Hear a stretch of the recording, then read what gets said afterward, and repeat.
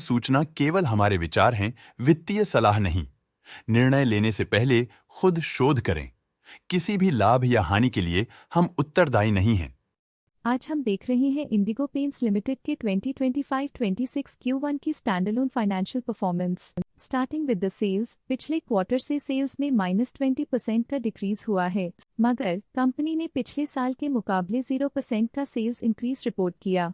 Expenses -11% quarter on quarter decrease हो गए हैं, जो साल भर के 1% के राइज के साथ अलाइन करता है। एक्सपेंसेस में डिक्रीज अच्छा है, लेकिन सेल्स में डिक्रीज निराशा की बात है। ऑपरेटिंग प्रॉफिट, जो पिछले साल के कंपैरिजन में -5% डाउन हुआ है, quarter on quarter around -49% decrease हुआ है। Operating profit margin OPM annual basis पे -1% से डिक्रीज हुआ है और पिछले क्वार्टर के कंपैरिजन में -8.5% से डिक्रीज हुआ है। एक्सेप्शनल आइटम्स को ऐड करके अदर इनकम पिछले क्वार्टर के कंपैरिजन में 2.5% बढ़ गई, बावजूद इसकी ईयरली ग्रोथ 42% हुई है। इंटरेस्ट एक्सपेंसेस पिछले क्वार्टर से -63% डाउन हुआ, लेकिन ईयर ओवर ईयर इंक्रीज 2% हुआ है। डिप्रिशिएशन कॉस्ट में 13% का क्लाइम देखने को मिला और ईयरली बेसिस पे -2% का डिक्रीज देखा गया।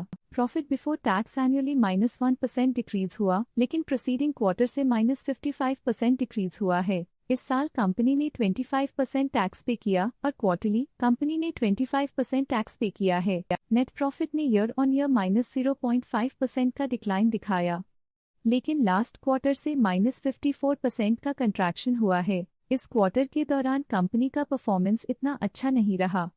नेगेटिव नेट प्रॉफिट लॉसेस को इंडिकेट करता है। वहीं अगर एनुअल एनालिसिस की बात करें तो साल के दौरान कंपनी का परफॉर्मेंस अच्छा नहीं रहा। नेगेटिव नेट प्रॉफिट का मतलब है कि कंपनी प्रॉफिट के कंपैरिजन में नुकसान उठा रही है। अर्निंग्स पर शेयर EPS में ईयरली -0.5% का डिक्रीज देखा गया, लेकिन क्वार्टरली में 54% की गिरावट भी नजर आई। इस क्वार्टर में कंपनी का EPS इतना अच्छा नहीं रहा। नेगेटिव प्रॉफिट कमजोर एफिशिएंसी को दिखाता है। इंडिगो पेंट्स लिमिटेड के फाइनेंशियल स्नैपशॉट को रिव्यू करते हुए कुछ मुख्य ट्रेंड्स सामने आए हैं, जो कंपनी की परफॉर्मेंस में रोशनी डालते हैं। जून 2022 से जून 2025 तक इंडिगो पेंट्स लिमिटेड की फाइनेंशियल जर्नी में सबसे पहले बात करते हैं सेल्स की। इस साल सेल्स में 0.5% की वृद्धि हुई है और पिछले 4 सालों में 31% की वृद्धि हुई है, जो एक निरंतर अपवर्ड ट्रेंड को दर्शाता है। पिछले 3 साल से सेल्स लगातार बढ़ती जा रही है, जो मार्केट एक्सपेंशन और कंज्यूमर डिमांड में वृद्धि को दर्शाता है। अब बात करते हैं एक्सपेंसेस की।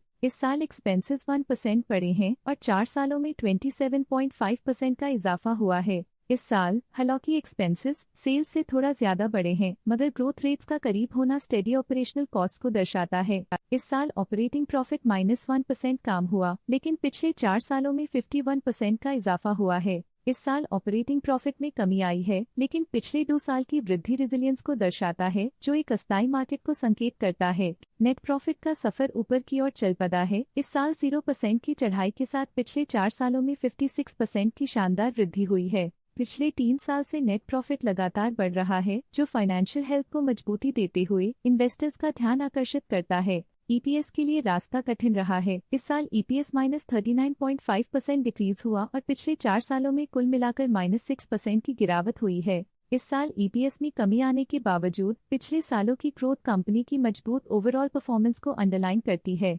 चलिए अब बात करते हैं शेयर होल्डिंग पैटर्न की। इंडिगो पेंट्स की शेयर होल्डिंग रिपोर्ट्स कुछ इस प्रकार की हैं, जो अननोन 2025 के तक चलता है। ये रिपोर्ट कंपनी के शेयर्स की डिटेल्ड जानकारी देता है, जिसमें promoters, promoter groups, foreign investors, public investors और सरकारी एंटिटीज शामिल हैं। पब्लिक हेल्थ शेयर्स का परसेंटेज 2025 के में 16.93% से 2025 के में 15.09% तक डिक्रीज हो गया। इस डिक्रीज से साफ है कि इस टाइम पीरियड में कंपनी में पब्लिक का हिस्सा डिक्रीज हुआ है। जब कंपनी के शेयर्स का अधिकतम हिस्सा प्रमोटर्स, FII, DII या गवर्नमेंट के पास होता है, तब ये माना जाता है कि कंपनी मजबूत हाथों में है, जो स्थिरता और मजबूत समर्थन को दर्शाता है और इस मार्केट की स्थिरता बनी रहती है।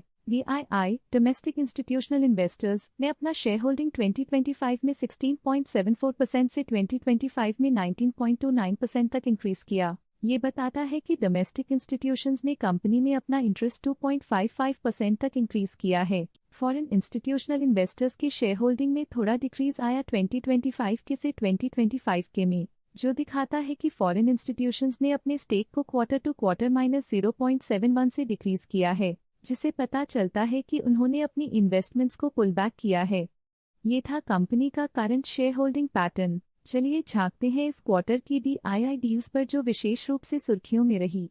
30 मई 2025 को पीक 15 पार्टनर्स इन्वेस्टमेंट्स ने 7.3 लाख शेयर्स एग्जिट कर लिए 1046.45 रुपीस पर यूनिट के हिसाब से, जिसका टोटल था 76.2 करोड़। 30 मई 2025 को पीक 15 पार्टनर्स इन्वेस्टमेंट्स ने 7.9 लाख शेयर्स बेचे 1046.45 रुपीस पर यूनिट के हिसाब से, जिसका टोटल था 82.2 करोड़। आशा है कि ये DII डील्स के इनसाइट्स आपको स्टॉक मार्केट समझने में मदद करेंगी। आइए नजर डालते हैं कुछ प्रमुख म्यूचुअल फंड ट्रांजैक्शंस पर जो मार्केट के डायनामिक्स को रीशेप कर रही हैं। 30 मई 2025 को कोटक महिंद्रा म्यूचुअल फंड ने 15.1 लाख शेयर्स खरीदे 1046.45 रुपीस पर यूनिट के हिसाब से, जिसका टोटल 158.4 करोड़ था। उम्मीद करते हैं कि इस क्वार्टर के म्यूचुअल फंड डील्स का ये विश्लेषण आपको पसंद आया होगा और उपयोगी लगा होगा। अब नजर डालते हैं इंडिगो पेंट्स के स्टॉक रिकमेंडेशन पे। लोटस स्टॉक का करंट प्राइस 1408.55 रुपीस चल रहा है।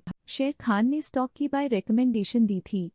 उन्होंने स्टॉक का टारगेट प्राइस 1234 का अनुमान लगाया था। रिकमेंडेशन के समय स्टॉक का प्राइस 1056.2 चल रहा था, जो करंट प्राइस से 14.3% डाउन है। मोतीलाल ओसवाल ने स्टॉक की बाय रिकमेंडेशन दी थी। उन्होंने स्टॉक का टारगेट प्राइस 1350 का अनुमान लगाया था। रिकमेंडेशन के समय स्टॉक का प्राइस 1046.3 चल रहा था, जो करंट प्राइस से 27% डाउन है। असित सी मेहता ने स्टॉक की होल्ड रिकमेंडेशन दी थी। उन्होंने स्टॉक का टारगेट प्राइस 1710 का अनुमान लगाया था। रिकमेंडेशन के समय स्टॉक का प्राइस 1500.6 चल रहा था, जो करंट प्राइस से 19.6% अप है। आज के लिए फाइनेंशियल सेक्टर में इतना ही। देखने के लिए धन्यवाद। स्टॉक लेटेस्ट न्यूज अपडेट के लिए चैनल को सब्सक्राइब करें और वीडियो को लाइक एंड शेयर करें।